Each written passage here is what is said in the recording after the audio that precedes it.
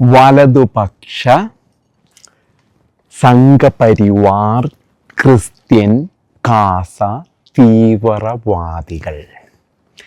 ഈ പദപ്രയോഗമാണ് out of focus എന്ന media one പ്രോഗ്രാമിൽ ഞാൻ കേട്ട ഒരു പദപ്രയോഗം. വളരെ രസകരമായിരുന്നൊരു സംഭവമായിരുന്നു അത്. ഇവർ ചർച്ച ചെയ്യുന്നത് സുരേഷ് ഗോപി വഖഫ് ബോർഡിനെ പറ്റി നടത്തിയ ഒരു പ്രസ്താവനയുടെ അടിസ്ഥാനത്തിലാണ് ഈ ഔട്ട് ഓഫ് ഫോക്കസ് നടക്കുന്നത്. അപ്പം സുരേഷ് ഗോപി വഖഫ് എന്ന ഒരു 3-4 അക്ഷരം അങ്ങോട്ടോ ഇങ്ങോട്ടോ മാറ്റി പറഞ്ഞതൊക്കെയാണ് ഇവരുടെ വിഷയം. അതിനുശേഷം ഇവർ പറയുന്നത് വഖഫിന് ആരാണ് ഉത്തരവാദികൾ? സർക്കാരോ ഇസ്ലാമോ അങ്ങനെയുള്ള സംഘടനകളോ ഒന്നും തന്നെയല്ല ഉത്തരവാദികൾ. കോടതികളും കമ്മീഷനുകളുമാണ് ഇതിന് ഉത്തരവാദികൾ. എന്താണ് കമ്മീഷൻ? നിസാർ കമ്മീഷൻ. ഈ കമ്മീഷൻ വെച്ചിരിക്കുന്നത് ബഹുഭൂരിപക്ഷം വരുന്ന ക്രൈസ്തവ ഹിന്ദു വിഭാഗങ്ങൾ തിങ്ങിപ്പാർക്കുന്ന ചെറായി മുനമ്പം പ്രദേശത്തെ വഖഫ് ബോർഡുമായിട്ട് ബന്ധപ്പെട്ട പ്രശ്നങ്ങളുടെ പരിഹാരത്തിന് വെച്ചിരിക്കുന്ന കമ്മീഷനാണ് നിസാർ കമ്മീഷൻ. ആ നിസാർ കമ്മീഷൻ എന്ന് കേൾക്കുമ്പോൾ തന്നെ നമ്മൾ മനസ്സിലാക്കണം ആരാണ് കേരളം ഭരിക്കുന്നത്. ഈ പേര് കേൾക്കുമ്പോൾ എനിക്ക് ഓർമ്മ വന്ന മറ്റൊരു കമ്മീഷന്റെ അല്ലെങ്കിൽ ഒരു കമ്മിറ്റിയുടെ പേര് ഞാൻ ഓർമ്മിപ്പിക്കട്ടെ. KT ജലീൽ എന്ന ബഹുമാന്യനായ ഒരു മന്ത്രി ഉണ്ടായിരുന്നു കേരളത്തിലെ ഇടതുപക്ഷ ജനാധിപത്യ മുന്നണിയിൽ പിണറായി വിജയന്റെ 1ാം മന്ത്രിസഭയിൽ. അദ്ദേഹം ന്യൂനപക്ഷങ്ങൾക്ക് വേണ്ടി ഒരു കമ്മിറ്റി ഉണ്ടാക്കി. 15 കമ്മിറ്റി, 14 ആൾക്കാർ നമ്മൻ്റെ ആൾക്കാർ, ഒരു ക്രിസ്ത്യാനി. കേരളത്തിൽ ന്യൂനപക്ഷങ്ങളുടെ ഒരു അവകാശങ്ങൾ നേടിയെടുക്കുന്നതിന് വേണ്ടി ഉണ്ടാക്കിയ കമ്മീഷനാണ് ഒരു ക്രിസ്ത്യാനിയും 14 നമ്മൻ്റെ ആൾക്കാരും. അതേ സ്ഥിതിയാണ് ഈ നിസാർ കമ്മീഷൻ കമ്മിറ്റി. ഇവര് പറയുന്നത് ആ കമ്മീഷനും ഹൈക്കോടതിയൊക്കെ അല്ലേ ഇങ്ങനെയുള്ള പ്രവൃത്തികൾ വഖഫിന് ഇവരുടെ ഭൂമികളിന്മേ ഇത് അവകാശവാദവുമായിട്ട് വരാനുള്ള കാരണം എന്നാണ് ഇവര് പറയുന്നത്.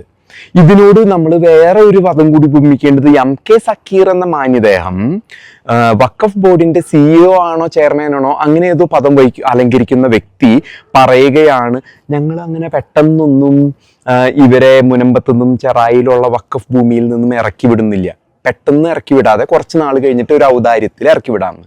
അപ്പൊ ഞാൻ ഈ കഴിഞ്ഞൊരു വീഡിയോയിൽ സക്കീറിനോട് ചോദിക്കുകയുണ്ടായി, നിങ്ങൾക്ക് ധൈര്യം ഉണ്ടോ ഇതേ പ്രസ്താവന ഇന്ത്യൻ പാർലമെന്റും വഖഫ് ബോർഡിലാണ് ഇരിക്കുന്നത് ഒന്ന് പറയാമോ? അല്ലെങ്കിൽ അംബാനിയുടെ ഭൂമി ഇരിക്കുന്നത് ഈ വലിയ കെട്ടിടം ഭൂമി, ലോകത്തിലെ ഏറ്റവും വിലപിടിപ്പുള്ള വാസസ്ഥലം ഇരിക്കുന്നതും വഖഫ് ബോർഡിന്റെ ഭൂമിയിലാണ്. ഒന്ന് പറയാമോ? അംബാനിനെയും ഇന്ത്യൻ പാർലമെന്റിനെയും പെട്ടെന്ന് ഒഴിവാക്കണില്ല, കുറച്ച് കഴിഞ്ഞിട്ട് ഒഴിവാക്കാന്നൊന്നും പറയാനുള്ള ധൈര്യം ഉണ്ടോയെന്ന് ഞാൻ ആ വീഡിയോയിൽ ചോദിക്കുന്നുണ്ട്. ആ ഭാഗം അവിടെ നിൽക്കട്ടെ. നമുക്ക് നമ്മുടെ എൻ്റെ ഫേവറേറ്റ് ചാനലായി മീഡിയ വണ്ണിന്റെ ഔട്ട് ഓഫ് ഫോക്കസിലേക്ക് തിരിച്ചു വരാം. ഈ ഔട്ട് ഓഫ് ഫോക്കസിൽ അവർ പറയുന്ന വിഷയം എന്ന് പറയുന്നത് അവരാരും ഇതിന് ഉത്തരവാദികളല്ല, വെറുതെ അവരെ പഴിചാരുകയാണ്. ഒപ്പം തന്നെ ഈ തീവ്രവാദ സംഘടനകൾ ഏകദേശം കേരളത്തിന്റെ 80% വരും. ഈ തീവ്രവാദ സംഘടനകൾ കേരള ജനസംഖ്യയുടെ 80% വരുന്ന വലതുപക്ഷ സംഘപരിവാർ ക്രിസ്ത്യൻ കാസ തീവ്രവാദികൾ. പിന്നെ ഇവർക്ക് വലിയൊരു മനസ്സുണ്ടായത് ഒരു ഇളവ് കൊടുത്തിരിക്കുകയാണ്. ആർക്കാന്ന് പറയട്ടെ? ലത്തീൻ വിഭാഗം പാവങ്ങളാണ്, അവരൊന്നും കുഴപ്പമുണ്ടാക്കുന്നതല്ല, അവർ തീവ്രവാദമല്ല. മറ്റ് സീറോ മലബാറോ മലങ്കര അങ്ങനെയുള്ള ലാറ്റിൻ ഇതര വിഭാഗങ്ങളാണ് തീവ്രവാദികൾ. അതും അവിടെ ഇരിക്കട്ടെ. ഈ ചെറായി മുനമ്പം പ്രദേശത്ത് 400 ക്രൈസ്തവ കുടുംബങ്ങളും 250 ഹൈന്ദവ കുടുംബങ്ങളും, അതിൽ 400 ക്രൈസ്തവ കുടുംബങ്ങളിൽ 99.9% ലത്തീൻ വിഭാഗത്തിൽപ്പെട്ടതാണ്. അവരുടെയാണ് പ്രശ്നങ്ങൾ, അവരാണ് പ്രക്ഷോഭം നയിക്കുന്നത്, അവർക്കാണ് അവകാശങ്ങൾ നേടിയെടുക്കേണ്ടത്. ഈ വഖഫിന്റെ ദുരിതത്തിൽപ്പെട്ട് ദുരിതം അനുഭവിക്കുന്നത് ഈ ലത്തീൻ വിഭാഗമാണ്. ഇനി ദാവൂദിനോട് ഞാൻ ഒരു കാര്യം കൂടി പറയട്ടെ. ഞാൻ ഏകദേശം ഒരു ഒക്ടോബർ 3-ാം തീയതി ഈ ചെറായി മുനമ്പം പ്രദേശത്ത് ചെന്നപ്പോൾ ഞാനുമായിട്ട് സംവദിച്ച അവിടെയുള്ള ലത്തീൻ പള്ളിയിലെ വേളാങ്കണ്ണി മാതാ പള്ളിയിലെ ബഹുമാന്യനായ വികാരിയും അസിസ്റ്റന്റ് വികാരിയും അവരും അവരുടെ മേലെയുള്ള മെത്രാന്മാരും പിതാക്കന്മാരും അവർ വളരെ പ്രക്ഷോഭകരമായിട്ടാണ് എന്നോട് പറഞ്ഞത്. ഈ വഖഫ് വളരെ ഒരു വൃത്തികെട്ട ഇടപാടാണ്, അവരുടെ ഭൂമികളെ പിടിച്ചടക്കാനായിട്ടുള്ള ഒരു ഇതാണെന്ന് ലത്തീൻ വിഭാഗ പറഞ്ഞത്. അത് ഈ വലതുപക്ഷ ദാവൂദിന്റെ വലതുപക്ഷ തീവ്രവാദികളല്ല പറഞ്ഞത്, ലത്തീൻ വിഭാഗമാണ് പറഞ്ഞത്. അവരാണ് പ്രക്ഷോഭം നയിക്കുന്നത്, അവരുടെയാണ് ഈ പ്രശ്നങ്ങൾ മുഴുവനും. ഈ ഒരു വികാരി പറഞ്ഞ വീഡിയോസ് എൻ്റെ കൈവശമുണ്ട്. ഈ വികാരിയും അസിസ്റ്റന്റ് വികാരിയും പറഞ്ഞ കാര്യങ്ങൾ എന്താണെന്ന് നിങ്ങൾക്ക് പിന്നീട് ലിങ്ക് വഴിയോ എന്തെങ്കിലുമൊക്കെ അയച്ചു തരികയോ കാണുകയോ ചെയ്യാം. ഇനി സുരേഷ് ഗോപി പറഞ്ഞ വിഷയം, സുരേഷ് ഗോപി അമിത്ഷായുടെ കയ്യിലെന്തോ വീഡിയോ ഉണ്ട് വഖഫുമായിട്ട് ബന്ധപ്പെട്ട് എല്ലാവർക്കും പ്രശ്നപരിഹാരം നടത്തി കൊടുക്കുമെന്നാണ് കേന്ദ്രത്തിൽ നിന്നും സുരേഷ് ഗോപിക്ക് കിട്ടിയിരിക്കുന്ന ഉറപ്പ്. ആ ഉറപ്പ് ഇത് വഖഫ് ഇസ്ലാമിൻ്റെ അല്ല എന്നാണോ നിങ്ങൾ പറയുന്നത്? ഈ ഒരു പ്രദേശത്തേക്ക് മീഡിയ വൺ എന്തെങ്കിലും ഒരു ക്യാമറയായിട്ട് പോയിട്ടുണ്ടോ? ഇവിടെ ആദ്യമായിട്ട് ക്യാമറയും കൊണ്ട് പോയത് ഞാനാണ്. അവിടേക്ക് ഒരിക്കലെങ്കിലും നിങ്ങൾ പോയിട്ടുണ്ടോ? ചെറായി മുനമ്പം ബെൽറ്റിൻ്റെ നടുക്കുള്ള പ്രദേശത്തേക്ക് എന്തെങ്കിലും ഒരു ക്യാമറ കൊണ്ട് മീഡിയ വൺ പോകാനായിട്ട് തയ്യാറായിട്ടുണ്ടോ? എന്തുകൊണ്ട് നിങ്ങൾ പോയി അവിടെ നിന്നും ലൈവായിട്ട് റിപ്പോർട്ട് ചെയ്യുന്നില്ല? ഈ പ്രശ്നം എന്നിട്ട് അവിടെ ജീവിക്കുന്നവരോട് നിങ്ങൾ ചോദിച്ചറിയുന്നില്ല. നിങ്ങൾക്കത് ചോദിച്ചറിയാൻ സാധിക്കും. നിങ്ങൾക്ക് എല്ലായിടത്തും റിപ്പോർട്ടർമാരും എല്ലാ സംവിധാനങ്ങളും ഉള്ള നിങ്ങൾ അവിടെ പോയിട്ട് അവിടെ ജനങ്ങളുടെ മൈക്ക് പിടിച്ചിട്ട് ഒന്ന് ചോദിക്കാമോ നിങ്ങൾ അവിടുത്തെ പ്രശ്നങ്ങൾ എന്താണെന്ന്, അത് ഏത് വിഭാഗത്തിൽപ്പെട്ടവരാണെന്ന് ചോദിക്കാമോ? അവർ വ്യക്തമായിട്ടും അവർ ചിലപ്പോൾ അവർ വളരെ ക്ഷുഭിതരാണ്. ഞാൻ നിങ്ങൾക്ക് ഒരു വ്യക്തമായിട്ടുള്ള താക്കീത് തരാണ്. അവർ വളരെ ക്ഷുഭിതരാണ്. കാരണം അവരുടെ ഭൂമിയുടെ മേലെ കൊളത്തിട്ട് വെച്ചിരിക്കുകയാണ്. അവർക്ക് വ്യക്തമായിട്ട് അറിയാം, കേരളത്തിലെ ജനങ്ങൾക്കും അറിയാം ആരാണ് ഇത് ചെയ്തു വെച്ചിരിക്കുന്നത് എന്നുള്ളത് അവർക്ക് വ്യക്തമായിട്ട് അറിയാം. നിങ്ങൾ ആ പോകുന്ന വഴിയിൽ നിങ്ങൾക്ക് ഞാനൊരു അവിടുത്തെ ജനങ്ങൾ നിങ്ങൾ അത്ര കാര്യമായിട്ടൊന്നും ആക്രമിക്കാൻ പോകുന്നില്ല. പക്ഷെ നിങ്ങൾ പോകുന്ന വഴിയിൽ അവിടെ ടിപ്പു സുൽത്താൻ പൊളിച്ചൊരു പള്ളിയുണ്ട് 250 വർഷങ്ങൾക്ക് മുമ്പ്. ഞാൻ അതിനെ പറ്റിയും വീഡിയോ ചെയ്തിരുന്നു. അവിടെ ഒന്ന് നിർത്തിയിട്ട് ആ പള്ളിയുടെ സ്മാരകം അവിടെ കിടക്കുന്നുണ്ട്, ടിപ്പു സുൽത്താൻ. അതപ്പോൾ ഒരു ഓർമ്മപ്പെടുത്തലാവും 250 വർഷം എങ്ങനെയാണ് ഈ വഖഫിന്റെ വേറൊരു രൂപം പ്രവർത്തിച്ചേ എന്നുള്ളതിന് ഒരു ഓർമ്മപ്പെടുത്തലായിട്ട്. സമ്പാളൂർ എന്നൊരു സ്ഥലത്ത് എൻ്റെ വീട്ടിൽ നിന്നും ഏകദേശം 2 കിലോമീറ്റർ ദൂരെ ഈ സമ്പാളൂർക്കുള്ളൂ. ആ പ്രദേശത്ത് അവിടെ ഒരു ടിപ്പു സുൽത്താൻ 250 കൊല്ലം മുമ്പ് പഠിച്ച് ആ പോകുന്ന വഴിയിലായതുകൊണ്ട് വെറുതെ ഒന്ന് ക്യാമറ വെച്ചിട്ട് കാണിച്ചു കൊടുക്ക്. നിങ്ങൾ അക്രമങ്ങൾക്കും തീവ്രവാദത്തിനും എതിരാണെന്നല്ലോ പറഞ്ഞേ. അപ്പൊ അത് കാണിച്ചിട്ട് നേരെ നിങ്ങൾ ചെറായിലേക്ക് അവിടെ നിന്ന് ഒരു 25-30 മിനിറ്റ് കൂടി നിങ്ങളുടെ പ്രസിന്റെ വണ്ടിയും കൊണ്ടുപോയി കഴിഞ്ഞാൽ അവിടെയുള്ള ജനങ്ങളോടും ഈ വേളാങ്കണ്ണി മാതാ പള്ളിയിലെ ലത്തീൻ വിഭാഗത്തിൽപ്പെട്ട വികാരിയെയും അസിസ്റ്റന്റ് വികാരിയോടും ചോദിക്കി നിങ്ങൾക്ക് എന്തെങ്കിലും പ്രശ്നമുണ്ടോ എന്ന് ചോദിച്ചു നോക്കാനായിട്ട് നിങ്ങൾക്ക് പറ്റുമോ? നിങ്ങൾ പോവില്ല.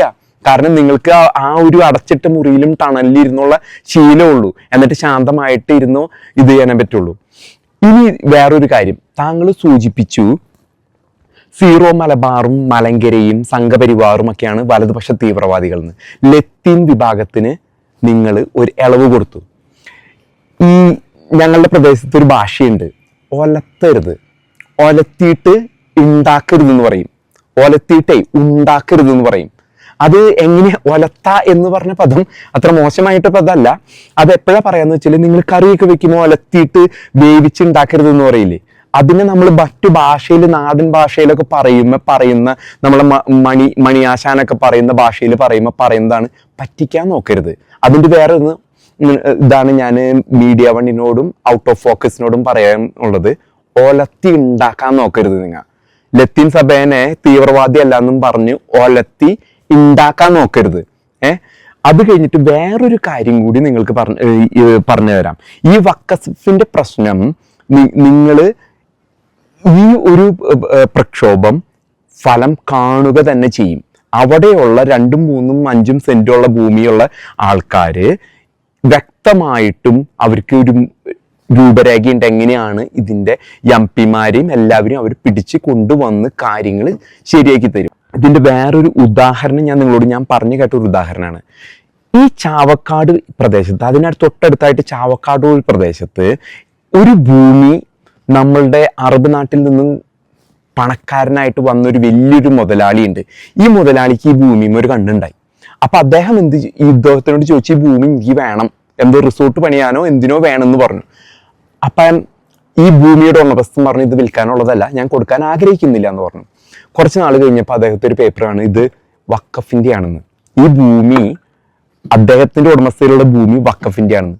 പാവം, അത് ഒറ്റയ്ക്ക് ഉണ്ടായിരുന്നുള്ളൂ. അയാൾ ഒറ്റയ്ക്ക് ആയതുകൊണ്ട് അദ്ദേഹം എന്ത് ചെയ്തെന്ന് വെച്ചാല്, അദ്ദേഹം കിട്ടിയ വില കൊടുത്ത് ആ മുതലാളിക്ക് ആ ഭൂമി കൊടുത്തിട്ട് അവിടെ നിന്ന് നൈസായിട്ട് ഇറങ്ങിപ്പോയി. അതല്ലാന്നുണ്ടെങ്കിൽ ഇവര് വഖഫ് എന്ന് പറഞ്ഞ് കൊടുത്തിടുന്നുള്ളത് അവർക്ക് അറിയാവുന്നതുകൊണ്ട്. അതേ ലക്ഷ്യം തന്നെയാണ് മുതലാളിമാർക്കും വഖഫിനും പുതിയ പണക്കാർക്കും ഇവിടെയും ഉള്ളത്. കാരണം ചെറായി എന്ന ടൂറിസം മേഖല വളർന്നു വരുന്നത് കൊണ്ട് ചെറു മുതലാളിമാർക്കും വലിയ മോള് മുതലാളിമാർക്കുമുള്ള ഈ ഭൂമിയിലുള്ള മോഹമാണ് ഇന്നത്തെ ഈ പ്രദേശത്തെ വഖഫ്. പയ്യെ പയ്യെ അടുത്ത 29 പ്രദേശങ്ങളിലും ഇത് പൊന്തി വരും.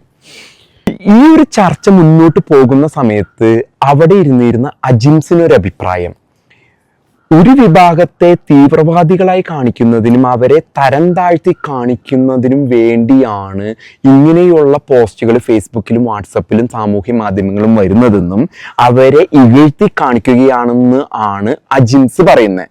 അതിനെതിരെ അജിംസ് ഫേസ്ബുക്കിലും വാട്സപ്പിനൊക്കെ സന്ദേശങ്ങൾ അയച്ചിട്ടും ആരും കേൾക്കുന്നില്ല എന്ന്. എൻ്റെ പൊന്ന് അജിംസേ, ഞാൻ നിങ്ങളോടൊരു കാര്യം പറയട്ടെ. ഇന്ന് സാമൂഹ്യ മാധ്യമങ്ങളിലും അഥവാ അതുമല്ലെങ്കിൽ യൂട്യൂബിന് താഴെയും വന്ന് തെറി പറയുന്നവരിൽ ഏറ്റവും കൂടുതലുള്ളത് കൂതറ കള്ള സുഡാപ്പികളാണ്. അജിംസിന് സംശയം ഉണ്ടെങ്കിൽ യൂട്യൂബ് നമ്മളൊക്കെ മാന്യമായിട്ടിരുന്ന് സംസാരിക്കുന്നതിന്റെ താഴെ വന്നിട്ട് കൂതറ സുഡാപ്പികളാണ് തെറി പറയുന്നത്, പച്ചത്തെറി. അവരെങ്ങനെയാ ഈ അവസ്ഥയിൽ എത്തിയെന്ന് പറയട്ടെ. നിങ്ങളുടെ മീഡിയ വണ്ണും ഔട്ട് ഓഫ് ഫോക്കസും അവരെയൊക്കെ പൊലിപ്പിച്ച് ഒരു പരുവത്തിലാക്കിയിട്ട് ആ പാവം മുസ്ലിം യുവാക്കളെ ചാടിച്ച് ഈ പരുവത്തിലെത്തിച്ചു. നിങ്ങളോടൊപ്പം തന്നെ അതിലുള്ള പങ്കുള്ളത് MM അക്ബർ സാഹിബ്, മുജാഹിദ് ബാലുശ്ശേരി, ഈ പറഞ്ഞ പേരുകളിലുള്ള വ്യക്തികള് ഇന്ന് കേരളത്തിൽ കാണാനില്ല.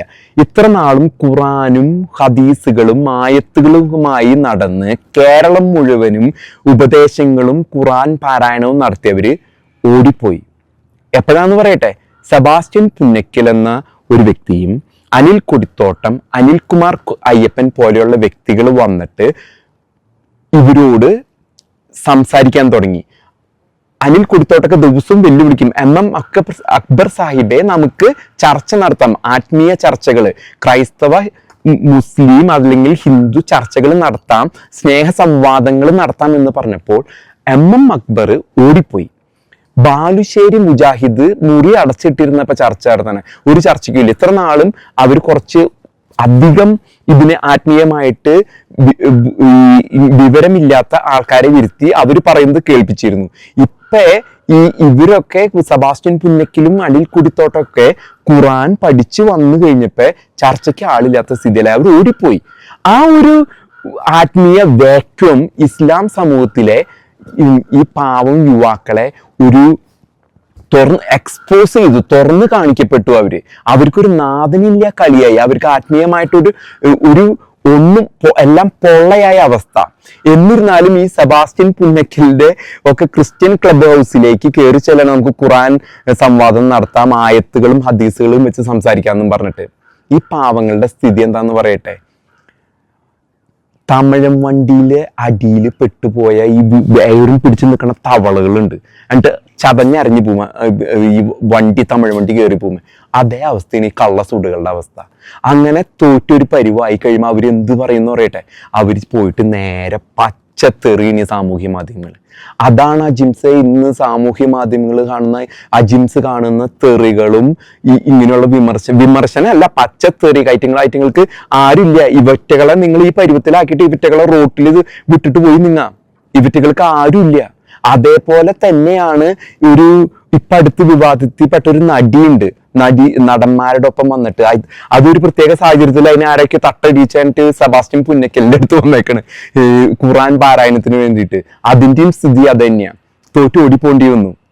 സെബാസ്റ്റ്യൻ പുന്നക്കലും അനിൽ കൊടിത്തോട്ടും പാസ്റ്റർമാരൊക്കെ ഇന്ന് നിങ്ങളുടെ ഇമാംമാരോ ഉസ്താദുമാർക്കോ അറിയുന്നതിനേക്കാളും കൂടുതൽ ഖുറാനും ആയത്തുകളും ഹദീസുകളും പഠിച്ച് അരച്ച് കുറുക്കിയിരിക്കുന്നവന്മാരാണ് ഈ സെബാസ്റ്റ്യൻ പുന്നക്കല്. അവരുടെ അടുത്തൊക്കെ പോയിട്ട് വാദിക്കാൻ നടന്നു കഴിഞ്ഞിട്ടുണ്ടെങ്കിൽ ഈ സാധനം പൊളിച്ചടക്കി ഇട്ടങ്ങോട്ട് കൊടുക്കും.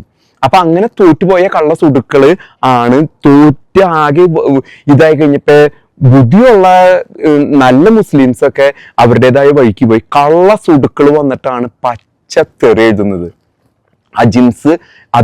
അജിൻസാണ് മറുപടി പറയേണ്ടത്. കാരണം നിങ്ങളാണ് ഇവറ്റകളൊക്കെ എയറിൽ നിർത്തി ഇറാൻ ജയിക്കുകയാണ്, ഇറാൻ ജയിച്ചുകൊണ്ടിരിക്കും, ഇപ്പൊ ജയിക്കും, നിങ്ങളും കൂടിയും പൊക്കോ അവിടെ യുദ്ധത്തിന് എന്ന് പറഞ്ഞ് ഒരു പരുവത്തിലാക്കുന്ന മീഡിയ വൺ പോലെയുള്ള ചാനലുകളാണ്. അപ്പൊ അതിന്റെ ആവേശത്തിലാണ് ഇവർ വന്നിട്ട് ഈ വക പ്രവൃത്തികൾ ചെയ്യുന്നത്. എന്തുണ്ടായി? ഒരു മതത്തിനെ തന്നെ നിങ്ങൾ ഒരു പരുവത്തിലാക്കിയെടുത്തു.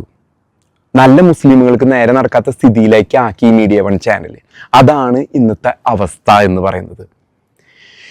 ഇനി നമ്മൾ നോക്കേണ്ടത് വഖഫിലേക്ക് തിരിച്ചു വരാം. ഈ വഖഫ് വിഷയം നിങ്ങൾ ഇത്ര നാൾ കഴിഞ്ഞിട്ട് ഇപ്പൊ ഇന്നാണ് ഈ ദിവസങ്ങളിലാണ് നിങ്ങൾ എടുത്ത് ചർച്ച ചെയ്യാൻ തുടങ്ങിയത്. എന്നിട്ട് പോലും നിങ്ങൾക്കൊരു ക്യാമറയും കൊണ്ട് അവിടെ പോയിട്ട് അവിടുത്തെ ആൾക്കാരുടെ പ്രശ്നം ചർച്ച ചെയ്യാൻ പറ്റുമോ? നിങ്ങൾ ചെയ്യില്ല.